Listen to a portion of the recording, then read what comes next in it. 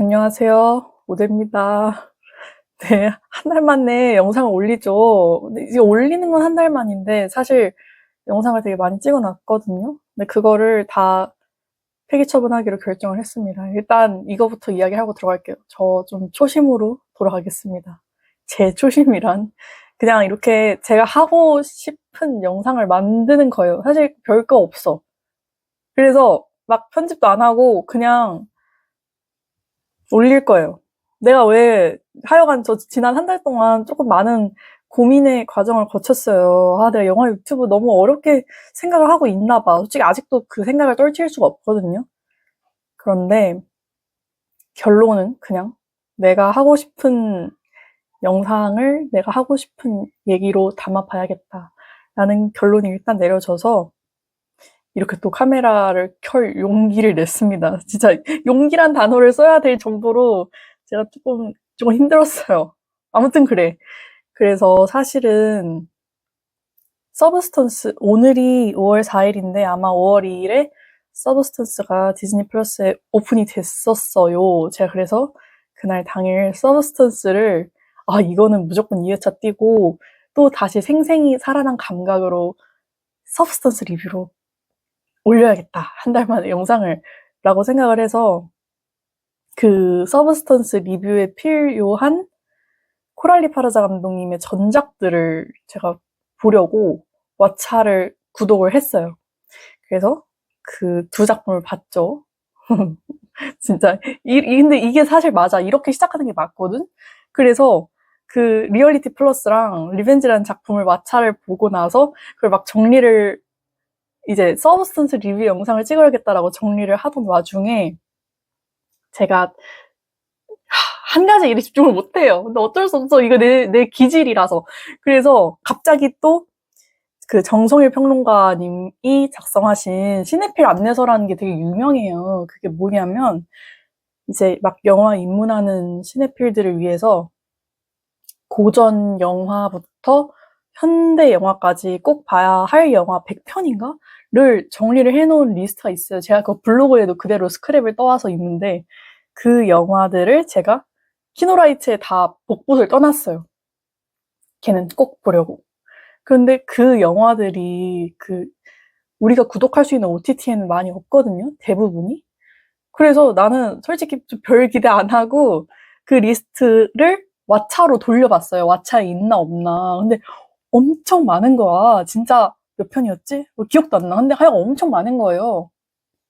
그래서 내가 이번 한 달 동안 비록 딱 코랄리 파르자 감독님의 두 작품을 위해 구독을 한 거지만 이번 기회에 한 달 동안 조금 고전 작품을 도장을 깨면 어떨까 하는 그런 시기가 당도했다는 걸 제가 느꼈어요. 그래서 그거를 공개 과거 순으로 리스트를 돌려봤죠. 제일 처음 나오는 영화가 장 르누아르의 위대한 환상이라는 영화가 가장 리스트 꼭대기에 위치를 해 있더라고요. 가장 과거에 공개된 작품이더라고. 제가 그래서 이 영화를 드디어 봤습니다. 그래서 사실은 이 영상 찍으려고 한 게 아닌데도 불구하고 제가 이 위대한 환상이라는 영화는 하루라도 빨리 우리 구독자분들께 추천을 해드리고 싶어서 이건 영상을 안 킬 수가 없었어요. 까지가 제가 이렇게 갑자기 개뜬금없이 1937년도 작품으로 리뷰를 찍는 이유입니다. 근데 정말 너무 좋아서 이거를 사실 정돈도 안 하고, 근데 이것도 또한 제 초심이거든요. 저는 그냥 제가 생각나는 대로 말해보려고요. 아무튼 그렇게 해서 1937년도 장 르누아르라는 감독님이 제작을 만드신 거대한 환상, 위대한 환상이라는 영화를 보고 왔습니다. 근데 이거 왜 왓챠에는 거대한 환상이라고 되어 있는지 모르겠는데 위대한 환상이 맞는 제목인 것 같거든요. 왜 이런 선택을 내렸는지 잘 모르겠어. 저는 위대한 환상이라고 할게요. 장 르누아르부터 조금 간단하게 짚고 넘어가야 될 것 같아. 그리고 제가 장 르누아르가 누군지, 이분의 생애는 어땠는지, 무슨 영화를 만들어 오셨는지, 혹은 뭐 사조나 지금 장 르누아르라고 검색해보시면 시적 리얼리즘이라는 단어가 굉장히 중요하게 나와요. 근데 제가 시적 리얼리즘이 뭔지 설명할 필요는 없을 것 같아요. 왜냐하면 님들이 구글링을 해보시면 정말 유익한 글들이 너무 많아요. 그래서 내가 그걸 한 번 더 내 스피커로 이야기를 하는 건 별로 의미가 없을 것 같고, 단순히 제가 이 영화를 보고 느낀 점만 말하겠습니다. 이건 제가 아니면 어디서도 못 듣는 얘기잖아요.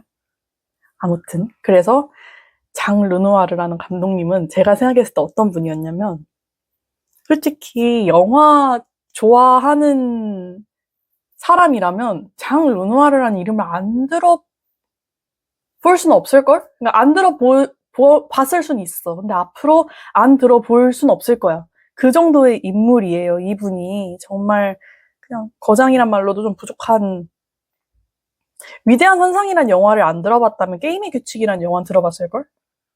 안 들어봤더라도 앞으로 들어볼 거예요. 영화를 좋아하게 된다면. 그래서 아무튼 이 감독님은 정말 나에게 있어서는 반드시 봐야 할 감독님.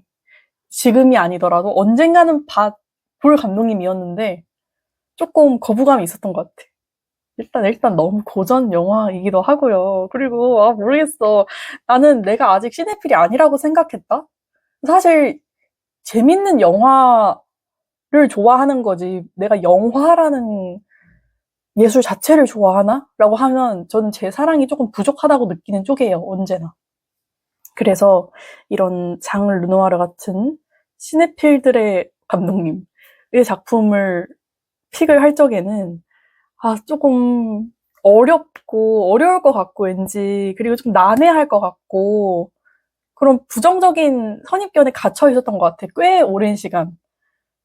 그런데 이 영화 위대한 환상이라는 영화를 봤는데 너무너무 재밌어요. 진짜 난 너무 강력 추천드리고 싶네. 좀 자제하자. 잠깐만. 근데 그 재미의 기준은 사람마다 다른 거니까 이게 당연히 막 어벤져스 같은 영화는 아니겠죠. 근데 저는 이 영화를 한순간도 안 빼놓고 정말 몰입해서 즐겼다라고 말하면 정말 이거 정말 한 채 거짓도 없이 너무 재밌게 잘 본 영화예요. 그래서 이 영화를 지금 왓챠에서밖에 보실 수 없을 거예요. 정말 강력 추천드리고, 그리고 내가 이 위대한 환상이라는 영화를 누르기 전에 한 가지 잘하는 게 있다면 구글링을 좀 해보고 들어갔어요. 그러니까 줄거리에 대한 구글링을. 물론 장르, 전쟁 영화라는 거 알고 들어갔고, 출연진도 알고 들어갔고, 왜냐하면 장가방이라는 분이 나오시는데 굉장히 유명한, 또 내가 고전 영화에 지식이 없어서 이렇게 또 인물 하나하나를 좀 이런 영화로 알아놨을 때 아예 습득을 해놔야 되거든요. 성격 자체가 그래. 그래서 장가방을 또 구글링을 또 엄청 해봤죠. 그래서 배우진도 알고 들어갔고, 그리고 무엇보다 스토리를 알고 들어갔어요. 왜냐하면 또 이런 고전 영화를 볼 때 조금 난감한 점이, 등장인물이 일단 다, 우리 한국인 이름 뭐 철수랑 영이면 제가 왜 기억을 못 하겠어요. 그런데 봐봐. 이름 봐봐요. 처음 보시는 분들 봐봐요. 마레샬, 로젠탈, 볼디웨. 이거 쉽게 기억할 수 있어? 없어. 쉽게 기억 못 해요. 심지어 영화에서도 그 원어민 발음으로 나오기 때문에 기억을 못 하거든요. 그래서 제가 이 이름을 외우고 들어가야겠다 해서 조금 익숙해지게 스토리를 되게 여러 번 읽고 들어갔어요. 그리고 정말 강추드려요. 이거는 그 핵심 등장인물이랑 그냥 간단한 스토리만 알고 들어가도 너무너무 쉽게 재밌게 즐길 수 있는 영화더라고요. 그래서 이건 제가 추천한다.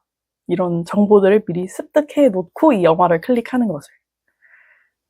그래서 아무튼 여기까지가 제가 이 영화를 클릭하기 전까지의 내용이에요.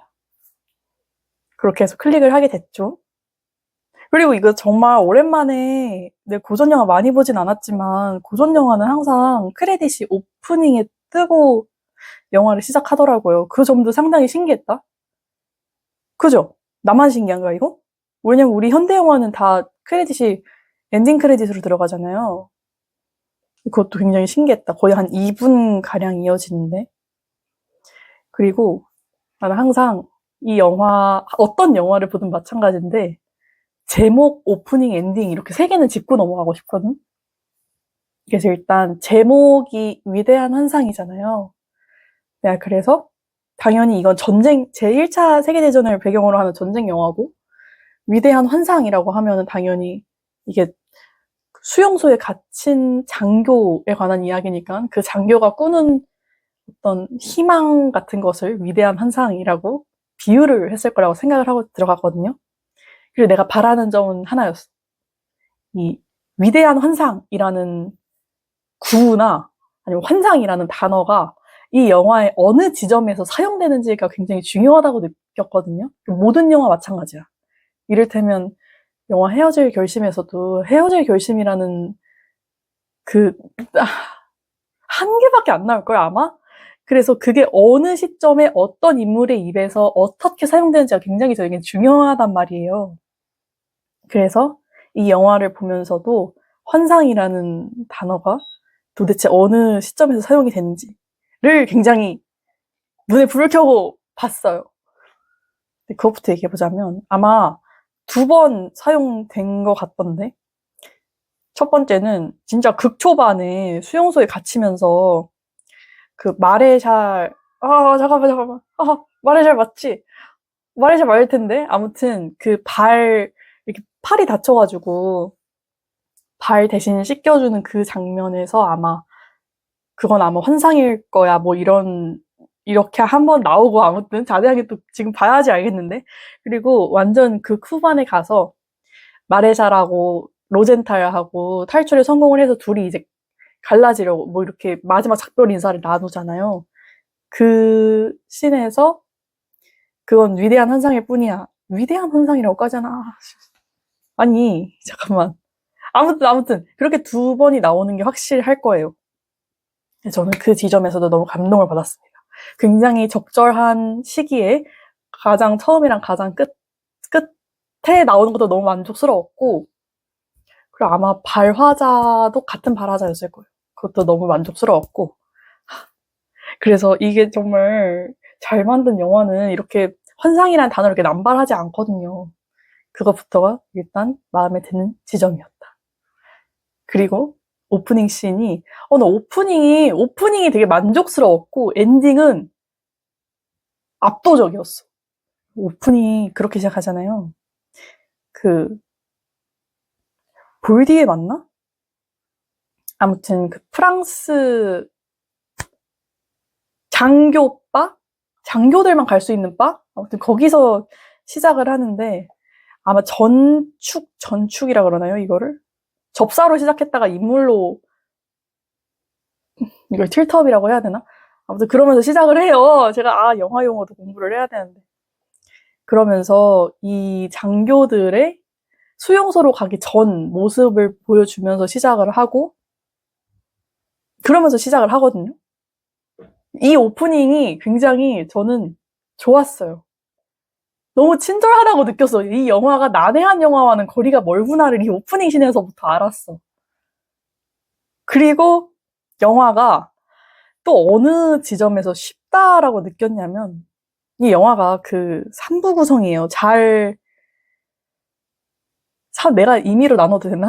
근데 아무튼 나는 좀 그렇게 느꼈거든. 왜냐하면 영화 장소별로 3번 딱 이동을 하는데 가장 첫 번째가 그 첫 수용소에 있을 때 그리고 두 번째가 새로운 수용소로 옮기고 나서 그리고 마지막이 이제 로젠탈과 이름 뭐야? 이름 뭐야? 로젠탈과 이름 뭐야? 진짜 이럴래? 아니 이름은 기억을 해야 될 거 아니니? 누구죠? 진짜 누구죠? 마레샬. 이 둘이 탈출을 하고 나서 엘사의 집에서 간 그게 마지막 구성으로 이루어져 있어요. 이렇게 1부, 2부, 3부. 근데 나는 일단 당연히 2부가 좀 가장 마음에 꽂히는 지점이 있었던 것 같고 그 다음이 3부가 좋았고 1부는 비교적 조금 내 스타일은 아니었어. 근데 마찬가지로 1부가 별로였다고는 하지만 당연히 좋긴 좋았어요. 저는 이 영화를 걸작이라고 생각하는 쪽이에요. 그 이유도 차차 말할게. 기다려보세요. 그래서 이 영화가 사실 전쟁 영화가 다 그렇잖아. 전쟁 영화에서 제가 전쟁 영화를 별로 안 좋아해요. 왜냐하면 전쟁 자체를 별로 안 좋아하기 때문이야. 왜 전쟁하는지 잘 모르겠고 그냥 너무 전쟁 영화는 어느 형식이든 마음이 항상 아프거든요. 그래서 이 영화도 전쟁 장르라고 되어 있길래 또 어느 마음 아픈 서사를 보겠구나라는 굉장히 참담한 심정으로 클릭을 한 거란 말이에요. 그런데 이걸 짚고 넘어가야 돼. 제가 봐봐요. 인용을 해보겠습니다. 이 영화예술이란 책이 아마 아시는 분들 아실 거예요. 이 옆에 놓여진 바로 이 책인데 인용을 해볼게요. 페이지 282페이지. 장 르누아르의 위대한 환상은 전쟁 영화이지만 영화는 결코 전쟁을 보여주지 않는다. 즉 전쟁 영화의 주요 요소인 장렬한 돌격 행위라든가 운명에 처한 대부대 따위의 장면은 없다. 제1차 세계대전은 어디까지나 외화면에 남겨져 있다. 그 대신 르누아르는 민족적이고 사회계급적인 관계들이 전쟁에 의해서 어떻게 영향을 받는지에 대해서 집중한다. 라는 아주 개쩌는 문장을 역시 배우신 분들은 좀 다르죠. 이걸 읽고 나서 조금 나도 정돈이 되는 느낌이 있었어. 이게 전쟁 영화지만 전쟁하는 장면은 그 어디에도 없어요. 그리고 내가 생각했을 때 잘 만든 전쟁 영화는 대부분 이런 것 같아. 서부전선 이상 없다 제외. 근데 진짜로 전쟁 그 자체는 별로 관심이 없어. 오히려 뭐 이 위대한 환상에만 집중해서 말하면 이 영화가 관심 갖고 있는 건 전쟁에 의해서 실제 인물들이 어떤 영향을 받는가에 대해서 말하는 영화예요. 그리고 특히 그 인물들의 설정도 굉장히 중요한 영화였다고 생각을 하는데 이를테면 마레샬과 볼디웨 이 두 장교들은 국적이 프랑스잖아요. 그리고 라펜슈타인이라고 특히 2부부터는 더 중요하게 나오는데 라펜슈타인 같은 경우는 독일인이고 그리고 그렇게 해서 나라 간의 대립도 굉장히 중요하게 다루는데 거기에 더해서 마레샬은 본작에서 신분이 조금 낮게 나오죠. 그러니까 귀족 출신 장교는 아니게 나오죠. 그래서 마레샬과 볼디에어 라펜슈타인 이렇게 둘은 되게 혈통이 좋은 장교 출신으로 신분 간의 대립이라기보단 이 작품이 핵심적으로 말하고자 하는 건 대립이 아니라고 생각해서 죄송해요. 밥 먹고 킬걸. 아무튼 그렇게 신분 간에 있어서도 굉장히 중요한 소재로 다룬다는 것을 느꼈어요. 그 점이 굉장히 만족스러웠다. 사실 그렇잖아요. 뭐 전쟁 자체가 중요하거나 전쟁 자체가 싫다기보다는 그 전쟁으로 인해서 우리 사람과 사람 사이에 어떤 영향이 생기고 사람과 사람 사이에 어떤 관계가 생겨나고 이런 게 훨씬 더 중요한 거잖아요.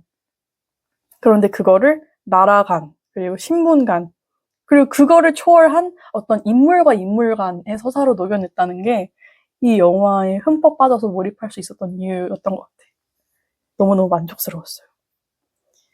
그리고 또 이야기하고 싶은 건 이렇게 이 영화가 스토리도 되게 쉽게 먹을 수 있는 이유가 그 포로 수용소에서 장교들이 일단 탈출하자가 1번 목표고 그리고 나서 탈출에 성공하느냐 마느냐 이것도 굉장히 중요한 핵심 꿀잼 포인트고 그래서 성공을 하죠. 성공을 해서 둘이 무사히 국경을 넘어갈 것인가 그래서 이렇게 핵심 꿀잼 포인트들도 있는 반면에 이 영화가 결코 스토리나 플롯만으로 승부하는 영화가 아니라는 걸 이 책을 읽으며 다시 느꼈어요. 이 책은 그 위대한 환상 영화 재밌게 보신 분들이라면 꼭 읽어보시는 걸 추천드릴게요. 왜냐하면 너무너무 정리가 잘 되어 있어가지고 저는 정말 읽으면서 감격을 했어요. 이거 읽으면서 카메라에 관해서 분석을 되게 자세하게 해놨는데 와 진짜 이거 읽으면서 저 영화를 처음부터 다시 봤거든요. 보면서 이 씬이랑 매칭을 해봤단 말이야. 그런데 정말로 카메라가 진짜 미친 영화예요, 이 영화가.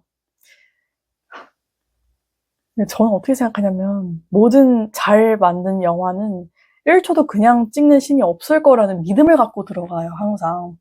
영화관을 들어갈 때도 그렇고 OTT를 틀 때도 그래. 그런데 와, 장 르누아르는 왜 장 르누아르인지 이 영화를 통해서 이미 알겠어. 기가 막혀요, 진짜로. 또 내가 인용을 해보겠어요. 285쪽에 이 같은 카메라 움직임들을 통해 적대적인 양측의 국가적 차이점들을 흐리게 하는 반면 공동의 욕망들을 강조함으로써 르누아르는 양자 사이의 유사성을 포착한다.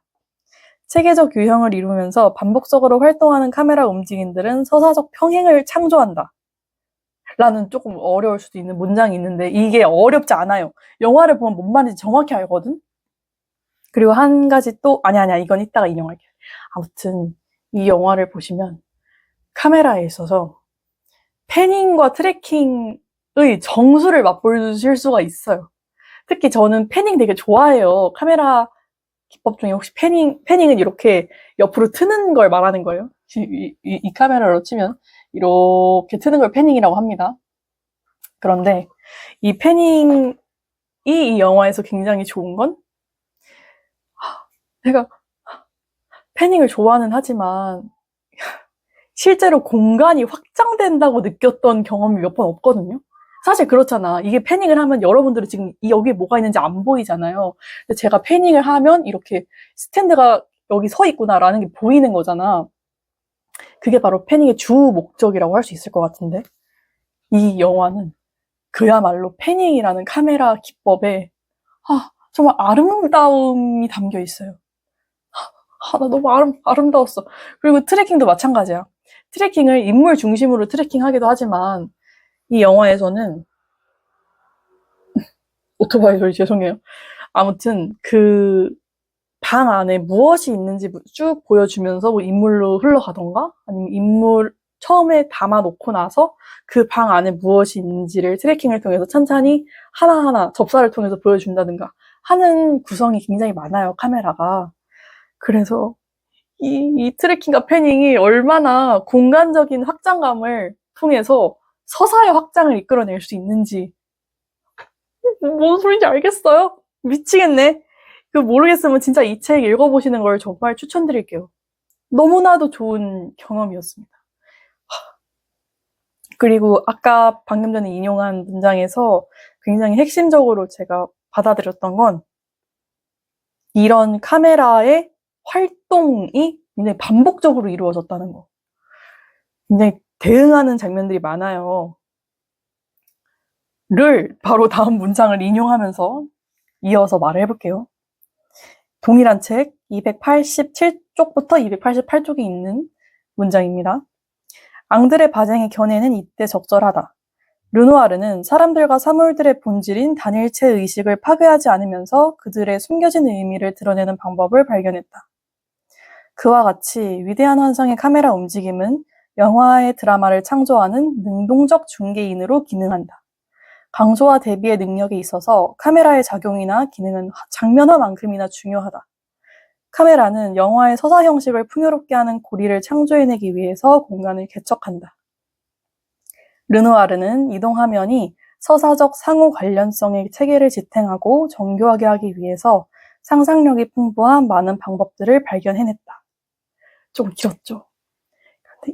다 필요 없진 않은데 아무튼 가장 중요하게 발견한 문장은 바로 능동적 중개인으로 카메라가 기능한다는 점과 강조와 대비의 능력이 있어서 얼마나 이 영화가 카메라를 잘 썼는지 저는 이 문장을 읽으면서 또 감동을 했거든요.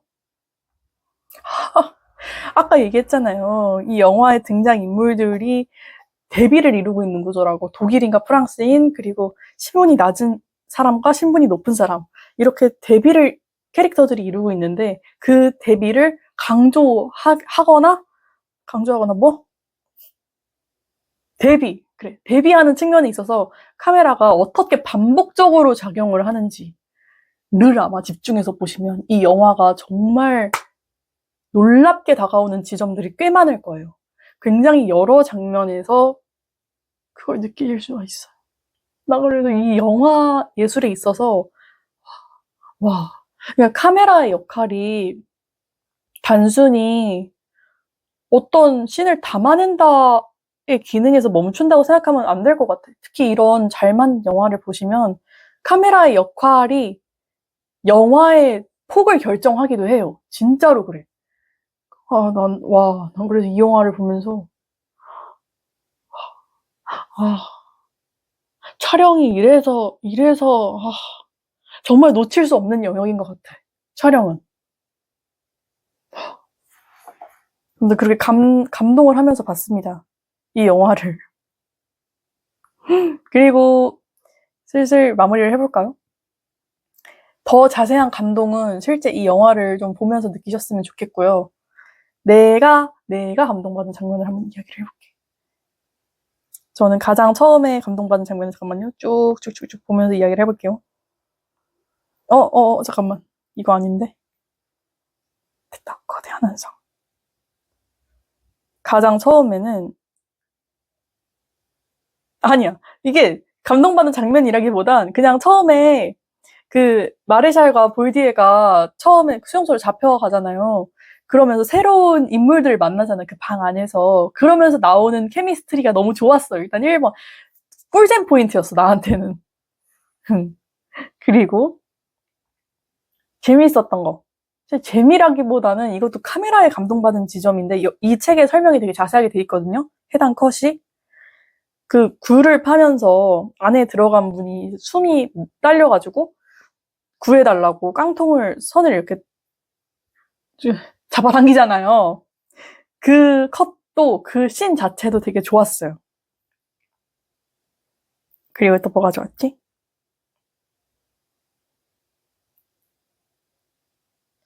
그리고 그것도 좋았다. 공연을 하려고 옷을 막 입어본다기보다는 어떤 한 분이 입어보잖아요. 그리고 옷을 한 명이 입은 걸 나오는데 일제히 다들 정적에 휩싸여가지고 그 사람을 바라보잖아. 저는 그 씬에서 좀 마음이 안 좋았어요.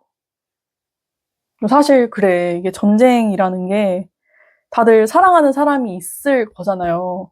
있겠지. 아내도 있는 사람도 있을 거고, 피양새가 있을 수 있을 거고. 그런데 다들 각자 머릿속에 그런 사람을 떠올리고 있다라는 걸 그 컷에서 느꼈어. 너무 숙연해졌어, 또. 다시 보면 그 컷 좀 더 마음이 아플 것 같아요. 그리고 또 좋았던 거? 그리고 진짜 좀 이렇게 와 소리 내면서 봤던 건 실제 공연을 하고 나서 공연을 막 하고 있는 도중에 프랑스군이 뭐 다시 재점령을 했다라는 뭐 속보가 독일 신문에 떴다고 누가 막 외치면서 들어오잖아요. 그래서 다들 일어나가지고 프랑스 국가를 부르는 씬이 있는데 몸에 그리고 아까 말하려다 그거 패닝 트래킹 말고 원테이크도 굉장히 정수를 느끼실 수가 있어요. 이 영화를 보면. 이 영화도 이 씬도 그 국가를 부르는 사람들을 쭉 트래킹하면서 원테이크로 담아내는데 그 압도감은 이루 말할 수가 없었어요. 아, 너무 좋았어. 너무 좋았어, 진짜. 그리고 마지막에 카메라가 딱 정면에서 찍는 걸로 마무리하는 것까지 완성적이었어, 너무나도. 제발 이 영화를 보고 나랑 같은 지점에서 좀 감동을 하는 사람이 있었으면 좋겠다. 그리고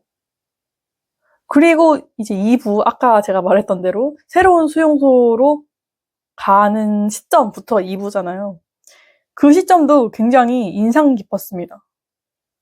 그리고 볼디에와 마레샬이 그렇게 새로운 수용소로 갔는데 또 마침 로젠탈도 같은 수용소로 배정받았다는 것도 참 신기하면서도 좋았고요. 왜냐하면 이 영화가 그 로젠탈과 마레샬 간의 관계를 잃지 않았다. 잃지 않았다 해서 모자라서 이 관계가 핵심적으로 이야기하고자 하는 거다라는 걸 2부 시작하면서 보여주는 거니까. 그리고 또 로젠텔과 마레샬 뿐만이 아니라 볼디에와 이름 뭐야? 장군님 이름 뭐예요? 잠시만요. 아니, 아무튼 그 있잖아. 그 장군님 있잖아요. 독일군 장군님. 그 간의 관계도 굉장히 주요하게 다루려고 한다라는 게 2부부터가 더 확 느껴지는 지점이라서 마찬가지로 좋았습니다. 진짜. 근데 죄송해요. 이게 제 영상의 초심이에요. 진짜 듣기 어려울 수 있겠지만 라펜슈타인. 그래, 라펜슈타인 장군. 봐봐, 이름이 어렵다니까요. 이거 이름 처음에 봐두고 들어가세요. 훨씬 영화를 잘 즐기실 수 있어요. 그렇게 해서 좋았던 점은 솔직히 그 라펜슈타인이랑 볼디의 대화하는 씬은 다 좋았어. 굉장히 핵심적인 영화의 대사들이 다 들어가 있다고 생각을 하거든요. 특히 그 꽃 가지고 이야기하는 씬은 또 심금을 울리는 씬이 나중에 나오잖아요. 볼디에가 그렇게 죽고 나서 라펜슈타인이 그 꽃을 자른단 말이야. 그때 접사로 트레킹하는 건 또 다른 경지의 어떤 장면이었던 것 같아.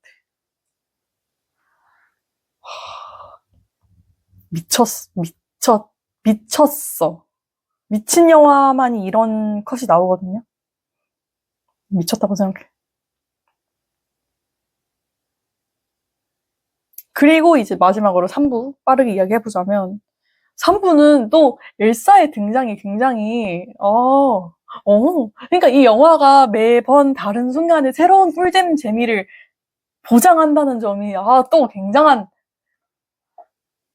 유희거리로 다가왔어요.